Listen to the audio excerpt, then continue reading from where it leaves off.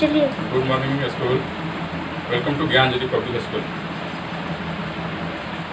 हम लोग आज साइंस पढ़ेंगे। साइंस में जो चैप्टर रिलेशन 2 है और न्यूट्रिशन इन एनिमल, तो इसमें हम डाइजेशन पर डिस्कस करेंगे। Digestion, what is digestion?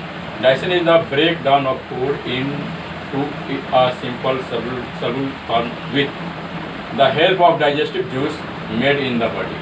इसका मतलब हुआ जो हम लोग जो शरीर में जो हम लोग भोजन खाते हैं तो उसको पहले तोड़ते हैं और जो डाइजेस्टिव जूस है उसको कन्वर्ट करता है सॉल्युबल फॉर्म में। इससे हम लोग को बॉडी उसको आसानी से ऑब्जर्व कर लेता है। अब है एलिमेंट्री कैनाल। एलिमेंट्री कैनाल में कौन कौन ऑर्गन्स आते हैं?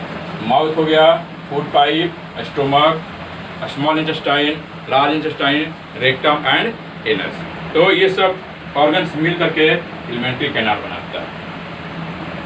हम लोग जब भोजन लेते हैं तो माउथ से लेते हैं, माउथ से भोजन लेते हैं, उसको चबाएंगे और चबाएंगे तो सलेवरी ग्लैंड जो यहाँ पर है, यहाँ से जो सलेवरी जो ग्लैंड है वो 3 पेयर्स होते हैं, मतलब 6 होता है, और वहाँ से सलीवा आता है माउथ में। और उस सलीवा में एक डाइजेस्टिव एंजाइम होता है, उसका नाम है टाइलिन, जो कि एसिडिक होता है। उसका पीएच जो होता है 6.3 होता है। और टाइलिन जो एंजाइम है जो सलीवा में पाया जाता है, जो माउथ में पाया जाता है, उसका काम है कि स्टार्च को माल्टोज में कन्वर्ट करना। इसीलिए हम लोग देखे होंगे या कभी कभी सूखा रोटी हम खाते हैं तो चबाते हैं, कुछ देर बाद वो जो रोटी होता है अपने आप मीठा होने लगता है। इसका मतलब हुआ वो जो स्टार्च जो है माल्टोज में कन्वर्ट हो गया, इससे वो मीठा लगने लगता है। फिर अब यहाँ पर एक वर्क हो गया। फिर ये यहाँ से इसोफेगस है, जिसको हम कहते हैं फूड पाइप। ये फूड पाइप है। फूड पाइप के द्वारा जो स्टोमक में भोजन आता है, स्टोमक भोजन आ गया और यहाँ पर स्टोमक में ही बहुत से डाइजेस्टिव एंजाइम पाए जाते हैं, जैसे पेप्सिन हो गया, रेनिन हो गया, एनसीएल हो गया, लाइपेज हो गया।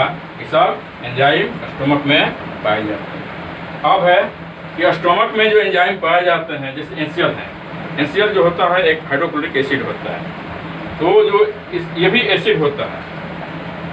एनसीएल का वर्क है कि माइक्रो ऑर्गेनिज्म अगर भोजन के साथ जाते हैं या कुछ हार्ड पदार्थ भोजन के रूप में जाता है तो बचा देता है, माइक्रो ऑर्गेनिज्म को मार देता है। एनसीएल का वर्क है। उस तरह से इसमें जो पेप्सिन जो एंजाइम पाया जाता है स्टोमक में, उसका वर्क है ये प्रोटीन पर काम करता है, प्रोटीन का डाइजेशन करता है।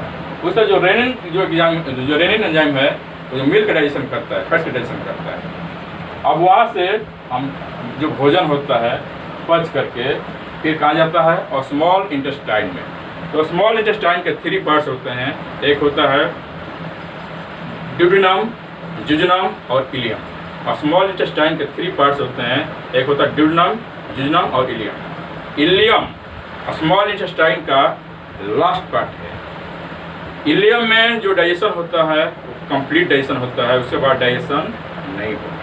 तो अब देखिए, अब जब ये स्मॉल इंटेस्टाइन है, तो स्मॉल इंटेस्टाइन में पेनक्रियाटिक जूस भी आता है और लीवर से जो लीवर में जो बाइल होता है, बाइल डक्ट पाए जाते हैं इसमें, और बाइल डक्ट के द्वारा बाइल आता है यहाँ पर स्मॉल इंटेस्टाइन में। तो स्मॉल इंटेस्टाइन में भी डाइजेशन होता है और फूड कंप्लीट डाइजेशन हो जाएगा वहाँ पर इलियम में। उसके बाद कोई डाइजेशन नहीं होगा। स्मॉल इंटेस्टाइन में जैसे बाइल आ गया, जो लीवर में बाइल का क्या होता है? बाइल क्या है? पित्त उसको करते हैं, जो कि यहाँ पर पित्ताशय है, ये पित्ताशय है, ये लीवर है। इसको हम चाहते हैं जिगर भी कर सकते हैं, यकृत भी कर सकते हैं। और इसी में एक हरा रंग का एक थैला होता है जिसको हम कहते हैं गॉल ब्लैडर, इसको हम हिंदी में कहते हैं पित्ताशय। और इसी में पित्त होता है, बाइल होता है, जो कि बाइल डक्ट के द्वारा स्मॉल इंटेस्टाइन में आता है और वो फैट्स का डाइजेशन करता है, फैट्स का एमल्सिफिकेशन करता है, जिससे एनर्जी मिलता है। तो जो बाइल का जो पिगमेंट, जो बाइल का जो पीएच जो होता है 7.7 होता है, और उसको हम कहते हैं जो जब 7.7 होगा तो हम कहते हैं एल्कलाइन, क्षारीय होता है। ठीक। अब पेनक्रियाटिक जूस, पेनक्रियाज देखिए यहाँ पर दिखाया गया पेनक्रियाज। पेनक्रियाज क्या है? वो भी एक ऑर्गन है, वो भी ऑर्गन है। तो पेनक्रियाज जो है ऑर्गन है, उसको हम कहते हैं पेनक्रियाज, उसको हम हिंदी में कहते हैं अग्न्याशय। पेनक्रियाज को हम मिक्स्ड ग्लैंड कहते हैं, उसमें इक्सो और इंडो दो तरह के हार्मोन्स निकलते हैं और डाइजेस्टिव जूस भी निकलता है। पेनक्रियाज से जो पेनक्रियाजिक जूस, डाइजेस्टिव जूस निकलता है वो भी स्मॉल इंटेस्टाइन में आता है और उसको हम कहते हैं सिक्रेटिन, जो कि प्रोटीन पर काम करता है और भी भोजन पर वर्क करता है, इसीलिए सिक्रेटिन डाइजेस्टिव जूस को हम कहते हैं यूनिवर्सल डाइजेस्टिव जूस कहते हैं। तो पेनक्रियाज जो होता है उसमें इक्सो और इंडो, मतलब बाहर से भी हार्मोन्स निकलता है और अंदर से भी हार्मोन्स निकलता है। तो इसलिए हम इस ग्लैंड को हम कहते हैं मिक्स्ड ग्लैंड, मिश्रित ग्रंथि कहते हैं। जिसको डायबिटीज हुआ रहता है उसमें यही ऑर्गन्स इफेक्टेड होता है, ठीक ना। जिसमें कि अब जैसे इंडो है, इंडो अंदर से जो हार्मोन्स निकलता है वो इंसुलिन होता है और एक ग्लाइकोजन हार्मोन से निकलता है। इंसुलिन जो हार्मोन जो होता है यही जो होता है डायबिटीज के लिए जिम्मेवार होता है।